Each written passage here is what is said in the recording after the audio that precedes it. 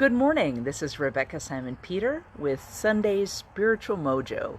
15 minutes to uplift your spirit, uphold your consciousness, and up-level your faith. Today is the day to talk about what not to say when you're talking about tough stuff. Our world continues to evolve around us. It continues to change. And there are ever new situations and new circumstances, and it seems like every day perhaps something more polarizing. But I want to remind us that deep inside each person, deep inside you, deep inside me, is God, the Spirit of God that dwells within us, and that we have this capacity, this ability, this inborn knowing within us that tells us that we are loved, that tells us that we are important.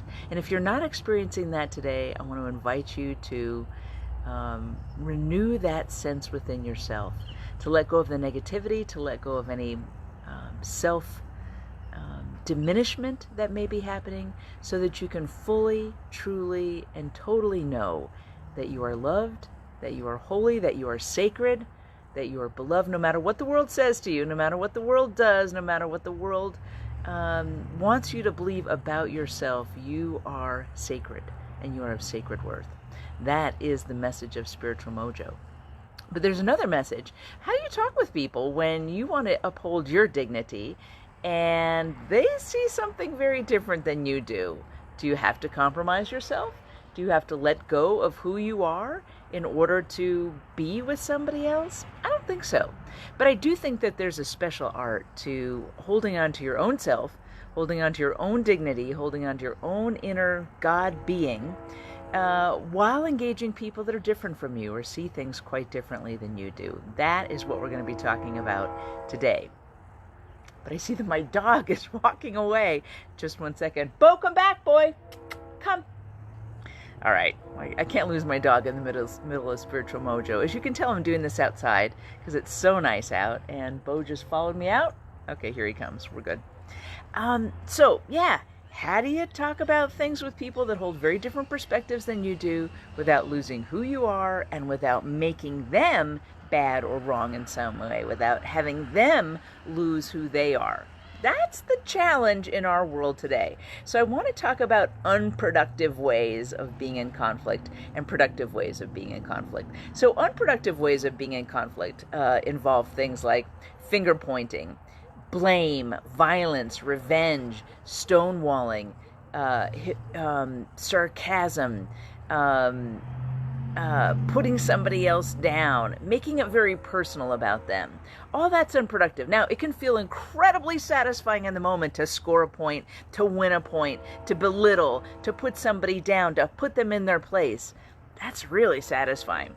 But in the long run, it's not so satisfying because it begins to diminish the very essence of you. That dignified, sacred part within becomes tarnished because you got to win, because you got to be better than somebody else, because you got to make somebody else look bad in order to feel good.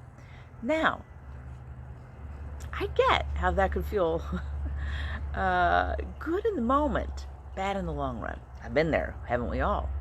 So I want to talk with you about productive ways of being in conflict and the kinds of things that really do make a difference. Well, that has to do with owning your part, apologizing, listening deeply. You don't have to have any quick answers, but you could listen deeply to another human being while they're sharing what they're sharing. It involves creating a sacred space of mutual respect, mutual listening. It doesn't have to be mutual agreement. That can take setting ground rules, setting some boundaries. Honestly, you can't have this sort of conversation with everybody because it does take two. But even if the conversation partner is doing the kinds of things that I just mentioned that are not helpful, you can still hold on to your dignity. I like what Michelle Obama says about they go low, we go high. There's always an opportunity to go high when people go low around you. Doesn't matter who they are. Sometimes your own spirit will want to go low, and you have to tell your spirit, no, we are going high, even though we want to go low in this moment. So, seeking active resolution, acknowledging other people's feelings, even saying, I don't know, rather than being defensive can be a very productive sort of response. Separating out facts from feelings communicating clearly, not taking things personally, not making it personal about the other person, listening respectfully, listening quietly, listening carefully, understanding the other person's point of view. All those things make for productive conflict, for productive conversations, when in fact things might be very tough or be getting out of hand. There are some background pieces to knowing how to do this and to getting good at it. That has to do with calming yourself down before you even get into that sort of situation.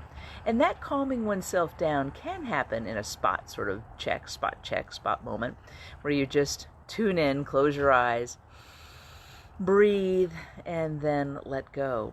But it also is even more powerful when you adopt that sort of discipline, that sort of practice over the course of time, where every day you practice breathing in and being at peace within yourself, where every day you practice being respectful towards yourself and having positive inner conversations, where every day you don't go around with your veins popping out, shouting at the news or shouting at your neighbors or cursing the drivers around you, but adopting an inward and quiet spirit that understands everybody's living their own life, and each one of us has the Spirit of God within us that can calm us, connect us, and instill us with a deep sense of inner confidence. What I'd like you to do is consider, who is it in your life with whom you have tough conversations or need to have tough conversations? And can you practice these principles before you get into them? Lay aside the belittling, lay aside the guilt trip, the shame, the judgment, the assessment of their humanity, and instead focus deeply within your own self. What can you offer? Respectful, resilient, listening, separating out facts from feelings, acknowledging your part, apologizing, saying you're sorry, saying you don't know, listening deeply to somebody else's experiences. All these things go a long way towards maintaining your own spiritual mojo in a tough situation where a response is required. These are not easy times that we're living in, and yet they are times that we can navigate with grace, with a greater sense of ease, with a deep spiritual connectedness, and an ability to stay connected one to another. It's more important than ever, even in the midst of social distancing, in the midst of polarization, that we find ways to affirm our common humanity. God loves you. I love you. And that's the word on Spiritual Mojo today. I'll see you next week as we continue our conversations about maintaining our dignity in polarizing times. Take good care. Bye.